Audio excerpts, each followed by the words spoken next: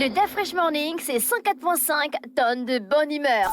Tous les matins sur Urban FM. La meilleure radio de la capitale. La meilleure radio de la capitale. Ça se passe sur les 104.5 Urban FM, la station Urban avec Mosley. Mosley, il y a quoi au programme? Alors, bonjour tout le monde d'abord. Oui, et y a, au programme, nous avons la tournée qu'effectue en ce moment Monsieur Zibi, Bertrand Zibi à Begueux. C'est un député du Haut-Thème pour le compte du Parti démocratique gabonais. Il fait une tournée internationale auprès de la diaspora. Il est candidat. C'est la question que tout le monde se pose parce que du caractère solennel de la communication qu'il a eu à faire il y a à peu près 2 jours, dans cette communication, il indiquait qu'il va faire une tournée auprès des diasporas gabonaises à travers le monde. Actuellement, il se trouve du côté des États-Unis, notamment à New York. Il entend aller à Houston, à Dallas et au Canada, notamment à Montréal et à Québec.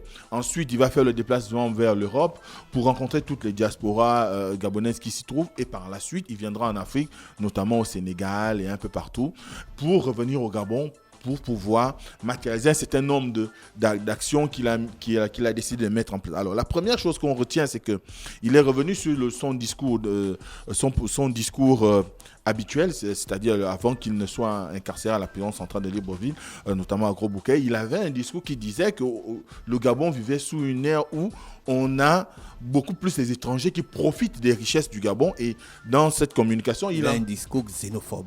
Non, c'est pas je ne pense pas que ça soit en réalité un discours xénophobe. C'est simplement un discours qui va dans le sens de dire qu'il faut permettre à ce qu'il y ait un développement socio-économique qui bénéficie à tout le monde, pas seulement à un certain nombre de privilégiés ou encore à une certaine catégorie de la population, et qu'à ce titre-là, il constate, lui, que finalement, les étrangers sont ceux qui bénéficient au mieux des avantages sur le plan socio-économique dans notre pays. Et à ce titre, il entend faire... Il a basé son discours sur les chiffres.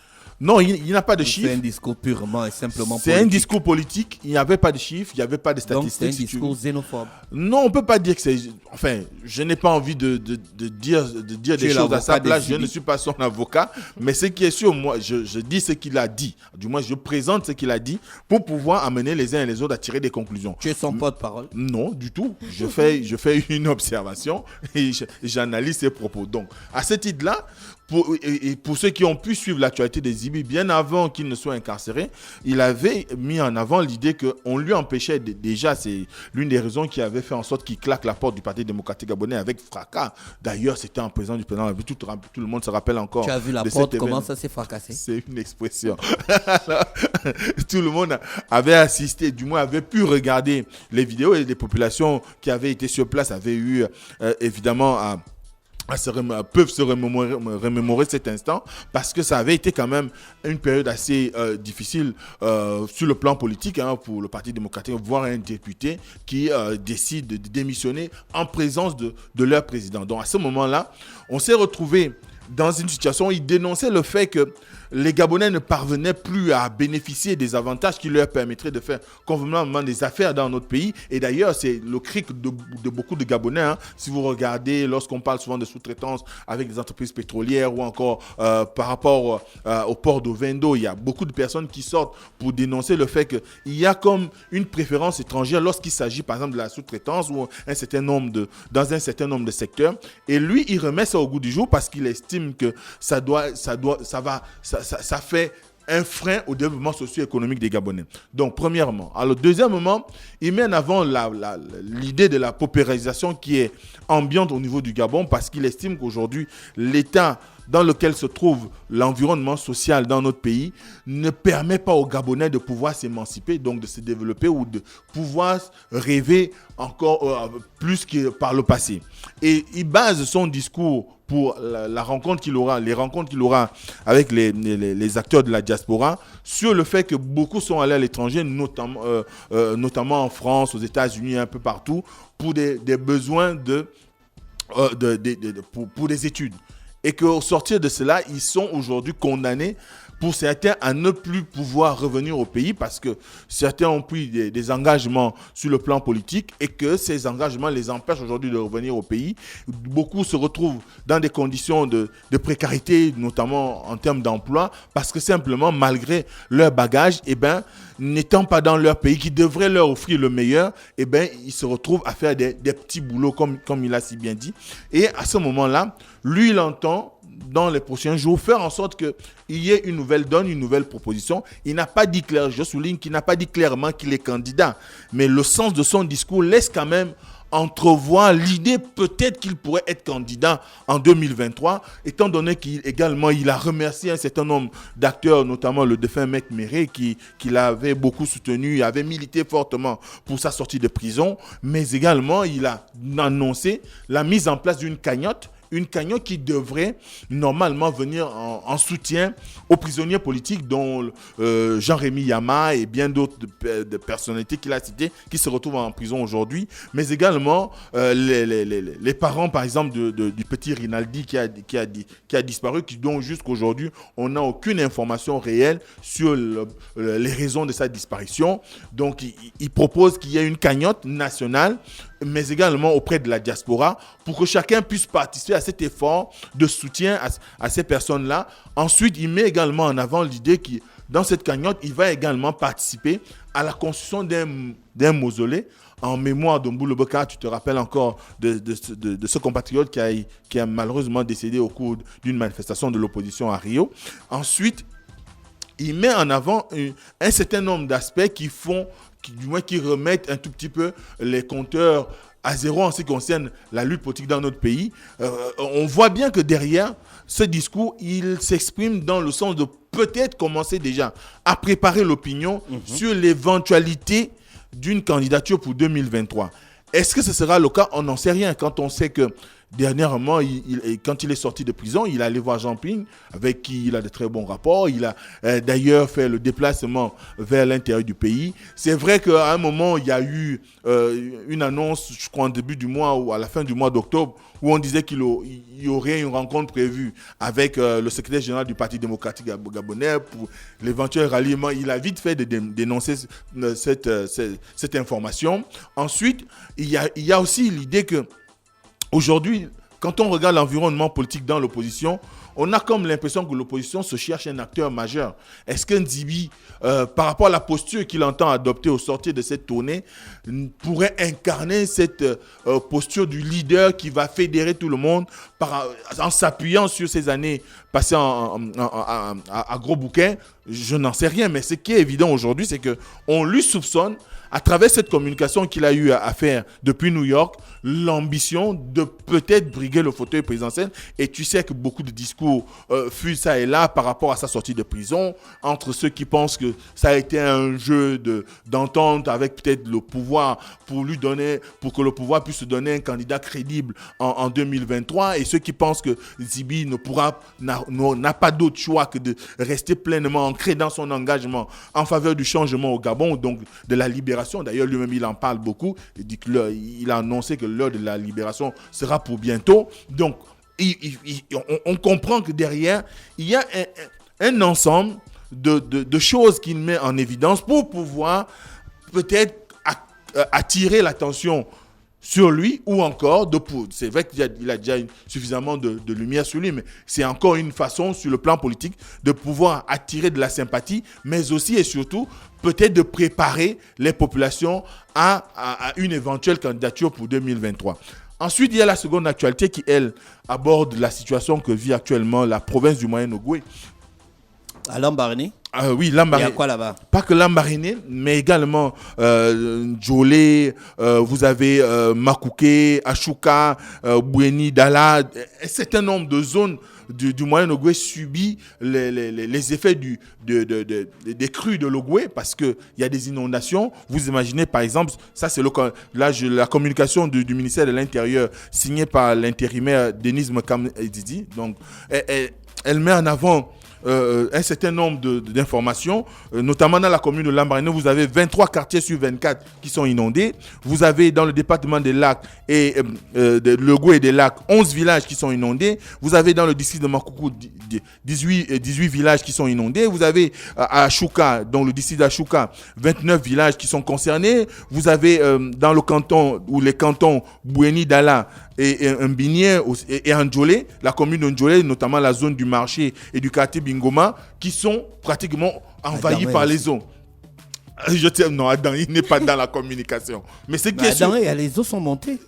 Ce qui est sûr, c'est que la rivière Adanyi étant Lambiné, d'accord. Lambiné étant un affluent de l'Ogoué, forcément subit également les retours de crues de ce côté-là. Mais ce qui est sûr aujourd'hui, c'est que la province de l'Ogoué, du Moyen-Ogoué vit quand même au rythme de ces inondations qui paralyse l'activité aussi bien économique que les activités purement traditionnelles des populations. On a vu par exemple la semaine dernière le directeur d'académie provinciale qui a adressé une correspondance. L'académie provinciale, c'est évidemment la représentation du ministère de l'Éducation nationale, qui a adressé une correspondance aux chefs d'établissement pour leur indiquer qu'il y a des élèves qui sont dans ces quartiers-là sinistrés et qu'il serait de bonne loi qu'ils prennent les mesures pour ne pas pénaliser au cas où il y aurait l'organisation d'un certain nombre d'évaluations pour que les élèves ne soient pas pénalisés. Donc, contrairement à ce que donne la communication du ministère de l'Intérieur, on sait que depuis pratiquement 2 semaines, Lambaréné vit au rythme de ces crues de l'Ogoué et qu'à ce moment, il fallait qu'on prenne les décisions au moment où c'était encore plus ou moins abordable. Là, quand vous avez 23 quartiers sur 24 qui sont envahis d'eau, c'est un problème. Comment on engage les équipes? Mais frère, c'est une situation naturelle. Mais c'est une catastrophe naturelle. Oui, le gouvernement... C'est l'Ogoué qui est sorti de sa chambre. Oui, mais c'est pas la première fois. Son lit. Hein. C'est pas la première fois. Le lit n'est pas dans la chambre. C'est pas la première fois. On se rappellera encore qu'il y a, je crois, 2019 ou 2020, il y a eu une montée des eaux à Andjolé, par exemple, où tout le marché était envahi par les eaux de l'Ogoué. Mais justement, à Andjolé, il y a eu l'éboulement. Il y a eu 2 éboulements. Andjolé et Medouman. Medouman et Andjolé et Mengen. Il y a eu des éboulements et ça fait qu'aujourd'hui, il y a un problème de trafic entre les différentes provinces qui sont...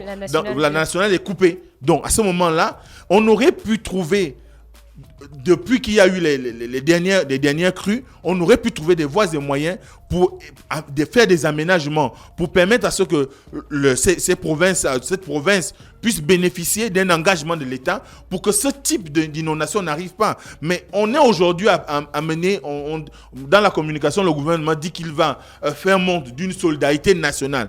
Mais le gouvernement n'est pas une ONG où à chaque fois, on va aller sur le terrain pour aller dédommager ou indemniser les populations. Le gouvernement doit s'atteler à faire en sorte que les populations puissent... Le gouvernement ne sorte plus de son lit.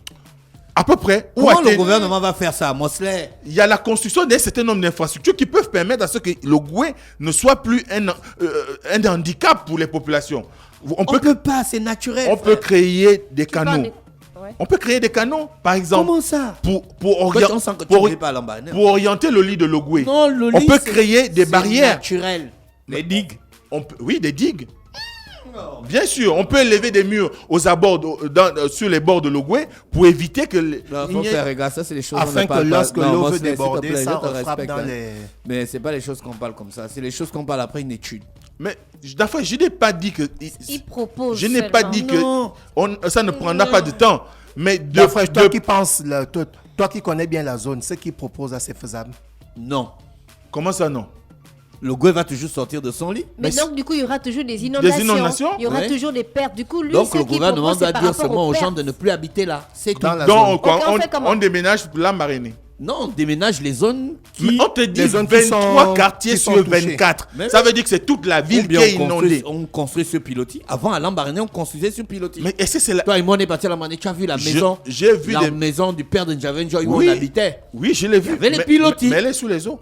Hein? Actuellement, elle est sous les eaux. Mais c'est une maison qui est construite sur pilotis. Mais elle est sous les eaux. Tu connais de quelle année date cette maison? Elle date des années 60. Ça veut donc dire que les gars avaient déjà comprenaient déjà le concept de l'Ogoué. Oui, mais... Il fallait donc avertir aux populations. Mais ça veut également... Ils avaient vu cette situation venir. Ils avaient vu cette situation venir, donc ils construisaient sur pilotis. Mais ça veut aussi dire qu'on pouvait créer des voies d'aménagement pour éviter que les crues de l'Ogoué ne soient un handicap. Soit un handicap pour les populations. Ce qu'il faut comprendre, c'est qu'aujourd'hui, regarde un peu Port-Gentil. S'il te plaît, regarde un peu Port-Gentil. Port-Gentil est pratiquement au niveau zéro de la mer. Donc Port-Gentil, selon les prévisions pour certains océanographes et climatologues, ils disent d'ici 2050, Port-Gentil pourrait être sous l'eau. En 88, il y a des scientifiques qui étaient passés à la télé. J'étais encore petit. Ils avaient dit qu'en 2020, Port-Gentil allait disparaître. Faut pas voir les choses comme ça. Mais il n'a pas disparu. Mais Port-Gentil aujourd'hui. Il y a les montées d'eau. 88, ça fait 12 ans après. 1988. Mais Port-Gentil. La situation de Port-Gentil à ce moment. Mais la situation de Port-Gentil s'est améliorée. Pourquoi? Parce qu'on a décidé de créer, de creuser des canaux à Port-Gentil. Il y a des voies d'eau à Port-Gentil pour charrier les eaux de pluie et consorts ou les reflux de la mer. J'ai même vu les bassins versants là-bas. Mais il y a toujours des inondations. Mais ce n'est pas tous les quartiers. C'est amoindri à certains endroits. Donc, on peut créer des mêmes solutions pour la mariner. On peut trouver des éléments de réponse. Vous pensez que ceux qui sont, par exemple, dans les îles, dans le Pacifique, ils font comment? Ils aménagent leur habitat. Mais ça, c'est du ressort de l'État pour créer un environnement adapté au changement climatique. C'est aussi ça. Oui, aujourd'hui, on a besoin qu'il y ait des politiques réelles d'aménagement des villes qui permettent d'éviter des désagréments aux populations. C'est pas